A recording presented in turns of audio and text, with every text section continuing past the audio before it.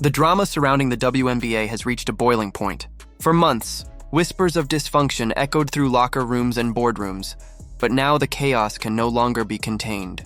What began as quiet frustration with Commissioner Kathy Engelbert's leadership has exploded into a full-scale crisis threatening to tear apart the league she was supposed to protect. And in the midst of the chaos, one man, NBA Commissioner Adam Silver, has been forced to step into the storm. His intervention isn't just symbolic, it's the final lifeline for a league teetering on collapse.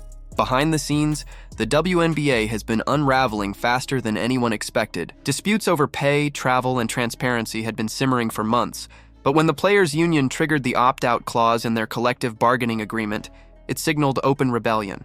What was once a negotiation turned into an ultimatum. The players wanted accountability, respect, and leadership that actually listened. Instead, they were met with silence and deflection from Engelbert's office.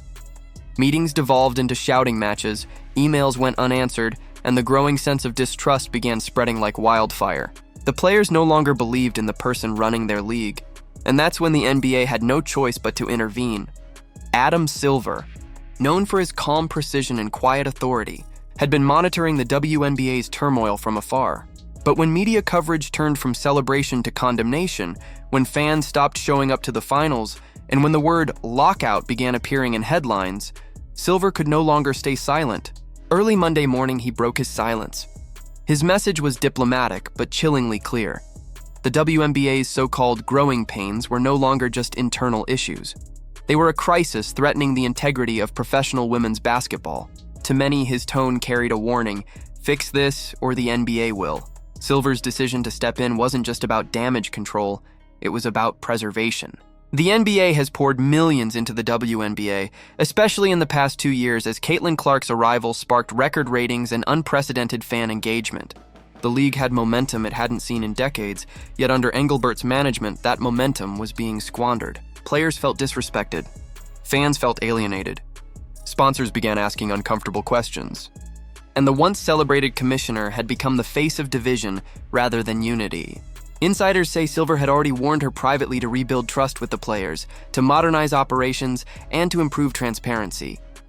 But she ignored those warnings, claiming the league was thriving. Now the NBA is cleaning up the mess. What followed was one of the most tone-deaf moments in modern sports leadership. During a press conference meant to reassure the public, Engelbert brushed off criticism as media noise. Those two words detonated like a bomb. Players who had been trying to negotiate in good faith felt slapped in the face. Fans who had supported the league through controversy felt dismissed. Even team executives were stunned. It was as if Engelbert couldn't see the fire she was standing in.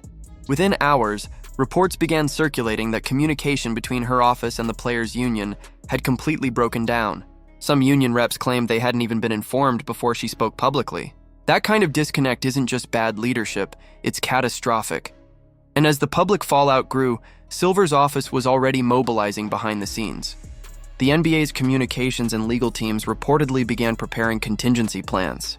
Words like emergency oversight and temporary commissioner started floating through private meetings. The WNBA's credibility was no longer just its own problem, it was the NBA's problem. Every move Engelbert made reflected on the organization that helped fund her league. Silver knew that the longer this continued, the more damage would be done to women's basketball's reputation worldwide. For the first time in WNBA history, the league's future was being discussed not in terms of growth, but survival. Players, meanwhile, had reached their breaking point. Many veterans, including stars like Aja Wilson and Nafisa Collier, began pushing back hard. Rumors swirled that they were prepared to sit out the next season unless Engelbert was removed. The words strike and boycott became part of everyday conversation within the union. Younger players, who had entered the league full of hope, now questioned if it would even exist by the end of their contracts. Trust wasn't just strained, it was shattered. Behind closed doors, one player reportedly said, "We can't play for a league that doesn't play for us." That sentiment became the rallying cry of a movement determined to reclaim the league from failed leadership. As negotiations dragged on, it became clear that Engelbert was out of her depth. The players were fighting for charter flights, better salaries, and a voice in decision-making, while Engelbert seemed more focused on optics and public relations. Her inability to connect with her players had turned the league into a PR disaster. When Adam Silver stepped to the podium in New York, he tried to balance honesty with restraint. He acknowledged the league's progress, but warned that relationship issues between players and management needed urgent attention. To the public, it sounded diplomatic. To insiders, it was a quiet coup. Silver had just made it clear who was really in charge now. In the aftermath of Silver's remarks, the sports world took notice. Some hailed him as the savior of women's basketball, while others questioned whether the NBA should have to babysit a league that couldn't govern itself. But one thing was undeniable. His presence brought a sense of order. For the first time in months, players felt heard. Media members noticed the shift too, describing Silver's tone as measured but final. Even without directly naming Engelbert, he had placed her leadership under a microscope. Every statement, every move she made from that point forward would be judged through the lens of whether she was part of the solution or the problem. Meanwhile, the Caitlin Clark effect loomed large. Clark had become the face of the league, the spark that reignited public interest. But her rise also exposed everything wrong with the WNBA's management. The Olympic snub, when she was left off the Team USA roster, became a turning point. Fans were outraged, sponsors were embarrassed, and Engelbert's refusal to address it head-on only made matters worse. Her silence was seen as indifference. Silver, on the other hand, recognized Clark's value. He praised her professionalism, calling her a generational talent who's elevating the game. It wasn't just flattery. It was a statement. Silver was showing the world how real leadership responds to controversy, by recognizing opportunity, not burying it. As weeks passed, whispers began growing louder inside the league's front offices. Engelbert's days were numbered.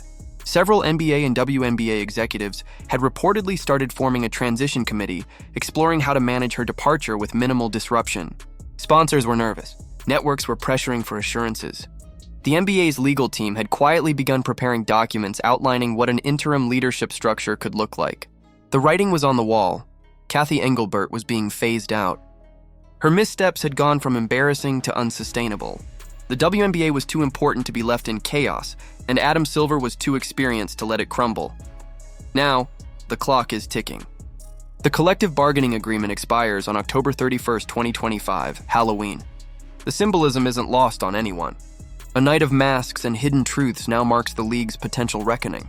Behind closed doors, negotiations continue, but the tone is grim. The players are standing firm. They want real change, not empty promises. They want accountability, not PR spin. And as Adam Silver's shadow looms larger over every decision, the message is clear. Either the WNBA fixes itself, or the NBA will fix it for them. Because at this point, the question isn't whether Adam Silver can save the WNBA, it's whether he's willing to rebuild it from the ground up. The future of women's basketball now hangs in the balance. One commissioner's leadership is crumbling, another's authority is expanding, and millions of fans are watching history unfold in real time. The WNBA's next chapter could be its most powerful yet, or its last.